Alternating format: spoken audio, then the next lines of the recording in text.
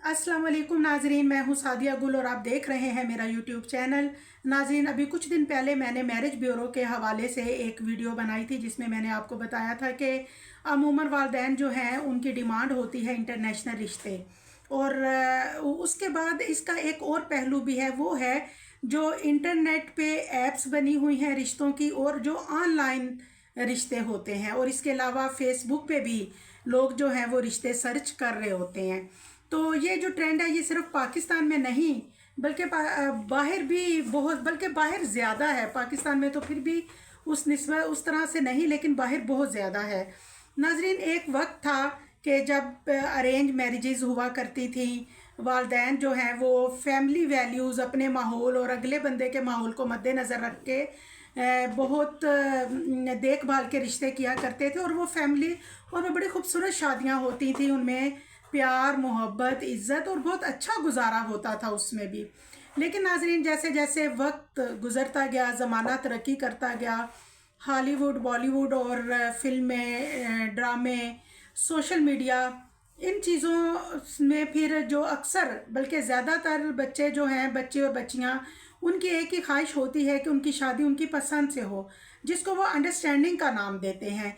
जो नाज़रीन, इसमें कोई बुरी बात नहीं, पसंद नापसंद, क्योंकि इस्लाम भी उस निकाह को पसंदीदा करार देता है जिसमें दोनों फरीकैन जो हैं उनकी मर्ज़ी शामिल हो। लेकिन बिलखसूस जब आप बेटियों के रिश्ते करते हैं तो जितनी ये ऑनलाइन रिश्ते और ऐप्स हैं, मैं सबका नहीं कहती, इसमें बहुत अच्छे और कामयाब रिश्ते भी हुए हैं, कामयाब शादियां भी हैं। लेकिन ज़्यादातर जो ये ऐप्स और ऑनलाइन रिश्ते हैं ये रिलायबल नहीं होते।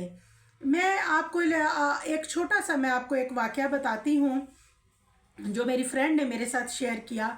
वो बताती हैं कि उनके जानने वालों में एक बच्ची जो कि मिडिल क्लास बच्ची थी, उसकी फेसबुक पे एक लड़का जो जेलम से बिलोंग करता है और कनाडा में सेटल होता है, और वो उन दोनों की अच्छी बातचीत होती है, फिर अंडरस्टैंडिंग होती है। और उसके बाद लड़का जो है वो उसको अक्सर गिफ्टिंग भी करता है। फिर उसके बाद वो लड़का कहता है कि मैं पाकिस्तान आ रहा हूँ, मैं रिश्ता भेजूँगा और हम 2-3 महीने के अंदर हम शादी कर लेंगे। और फिर ऐसे ही होता है, क्योंकि लड़का और लड़की दोनों इंटरेस्टेड होते हैं, तो फिर उनकी शादी होती है। शादी के बाद जो सूरत हाल सामने आती है वो इस तरह होती है कि जो लड़का होता है वो लड़की से कहता है कि आपके डॉक्यूमेंट्स जो हैं वो मैंने तैयार करवा लिए हैं, ज़्यादा से ज़्यादा 1 साल या 8 महीने लगेंगे, आप मेरे पास कनाडा आ जाएंगी। उसके बाद नाजरीन होता यह है कि वो जो लड़का होता है उसके घर में उसके बूढ़े वालदैन होते हैं, एक माजूर बहन, और उस बहन की भी एक बेटी होती है। और उसके घर में क्योंकि वो बाहर सेटल होता है, उस लड़की के पास अच्छा सब कुछ ज़िंदगी की सहूलियात उसके पास होती हैं, जेवर, नौकर चाकर, और इसके अलावा भी अच्छे ब्रांडेड कपड़े, जो भी एक अच्छे रिश्ते की क्वालिटीज़ होती हैं जो वालिदैन देखते हैं वो सब उसमें होता है। लेकिन वो जब भी उस लड़के से बाहर जाने की बात करती है, साल 2 साल ऐसे ही गुजर जाते हैं, वो जैसे ही बाहर जाने की बात करती है उसके बाद वो लड़का जो है वो टाल मटोल से काम लेता है नाजरीन। और फिर आखिर में पता ये चलता है कि वो लड़का जो है वो शादीशुदा होता है कनाडा में। ना सिर्फ वो शादीशुदा होता है बल्कि उसके 2 बच्चे भी होते हैं।